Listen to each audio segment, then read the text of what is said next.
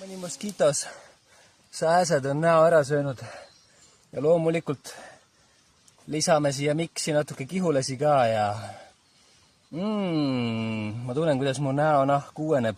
Milleks botox, kui on kihulased? Iha! Maaelu!